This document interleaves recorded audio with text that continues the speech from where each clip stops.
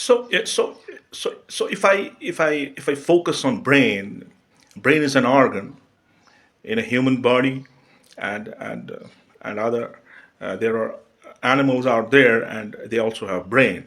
And if I go to the basics of any organ, whether it's organic in nature or it's some kind of object, the basis of everything, when we go down to the size of atoms and molecules, the things originate from these atoms and molecules. So I should say that the brain is basically made up of particles, and it's made of atoms and molecules, and these atoms and molecules, they make up some complex structures, and then we have brain cells, and then we have neurons. So whatever there is in brain, the fundamental particles that it has are the same atoms and molecules. Now, if this is the case, then certainly the role of physics comes in action. In psychology, and psychology is basically the subject where people try to investigate the behavior of humans and animals, the functioning of brain, the memories, and many more things are out there. But there seems to have a very fundamental connection between the functioning of a brain and physics. So certainly here is a very good correlation between physics and psychology. So here in this video, I'll be talking about the very fundamental role of physics in the study of brain function and its cognitive processes. So the role of physics in the study of brain function and its cognitive processes, it certainly is an exciting journey, and I will try to bridge the gap between the mysteries of mind and the principles of physics. So as we go into the realm of brain, we witness how the laws of physics intertwine with complexities of human brain, uh, leading to uh, leading to some exciting insights into the cognition, behavior, and consciousness. And what seems to be important at this level is, suppose if I take an example of a human being having certain organs, like now we have different organs, but these organs are connected, even though these organs are made of different cells, but they have a connection, and every organ has its own function. So everything is going on at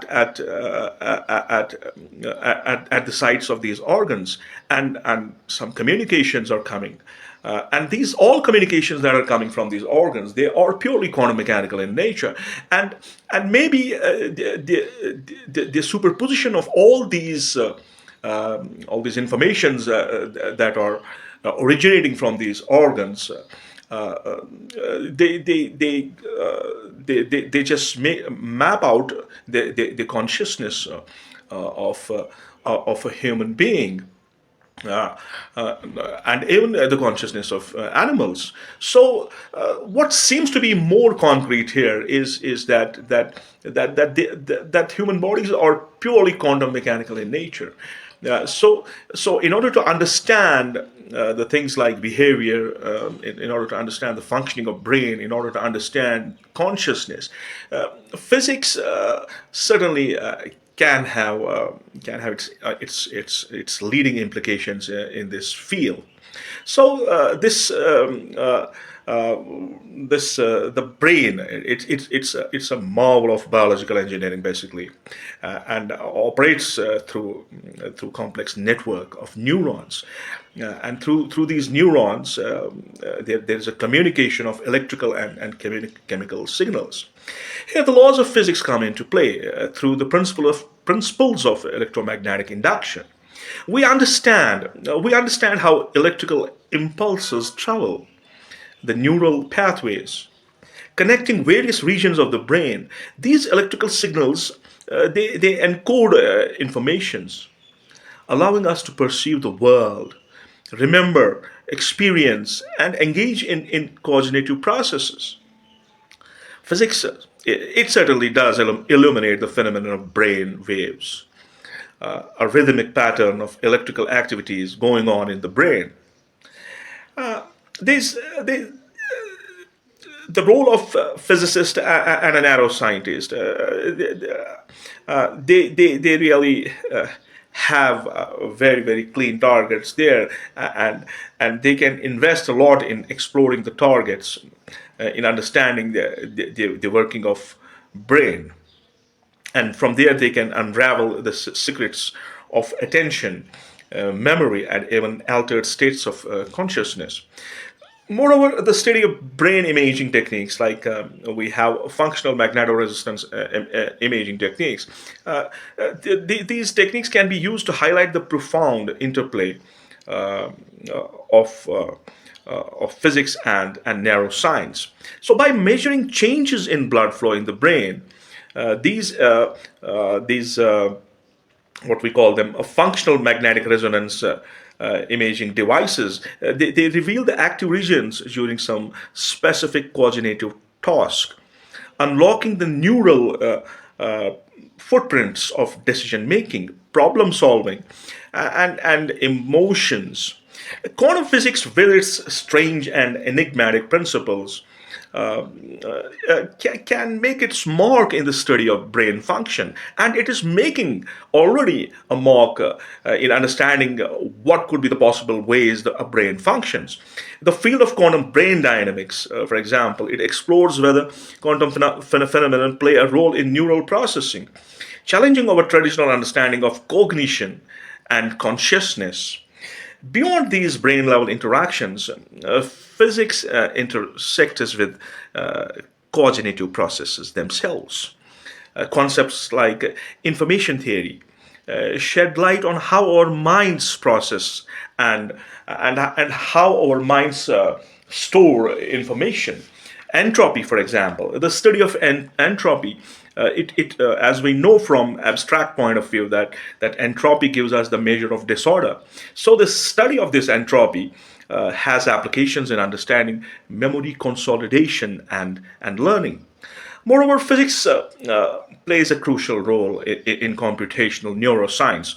Neuroscience, certainly the science of psychology, where some mathematical models are used to simulate some neural activities and cognitive functions. These models offer valuable predictions and insights into the complexities of brain function. Here I think the role of a quantum computer is going to be groundbreaking. It would be a revolution in understanding the function of brain, because a quantum computer has the capabilities to solve these mathematical models, and when these mathematical models can be solved exactly using a quantum computer, then certainly psychologists can predict many more actions of the brain that they are not able to understand till now. So, in order to conclude this, the role of physics in study of brain function and cognitive processes, it's an inspiring endeavor that enriches our understanding of the human mind. And by applying the principles of physics to the complexities of brain, we can gain valuable insights into the cognition, valuable insights into the behavior, and the so-called consciousness. This consciousness is a collective approach of everything that's inside, and there is always superposition going on, and these superpositions come up with the outcome. That outcome seems to be a decision that's being taken by a human being. So as we continue to explore, let us appreciate the interdisciplinary nature of science. And I think now the stage has come where there should not be the recognition of different sciences. It should be all science, where where altogether the theories that are out there, or the future theories, they should come from the field of science and social science. So this is how my opinion goes in this direction. And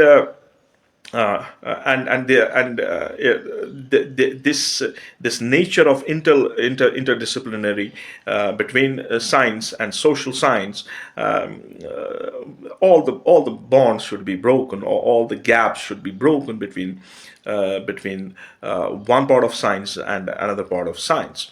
So the mysteries of the brain are vast. Everybody understands that. Let me tell you here that if we take 1 centimeter cube of brain, and the number of neurons it has, or I should say that the number of neural connections that there are this or in this 1 centimeter cube of brain, those connections are more than that of the number of stars that have been estimated in the visible universe. So we can understand the complexity of the situation here. So if we take the whole brain, it will have no comparison with the observable universe, the number of stars there in the observable universe.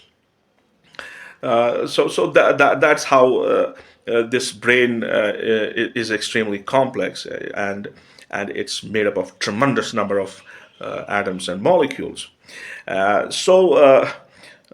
With this, I would like to end this video, where I tried to consolidate some of the important points that can correlate between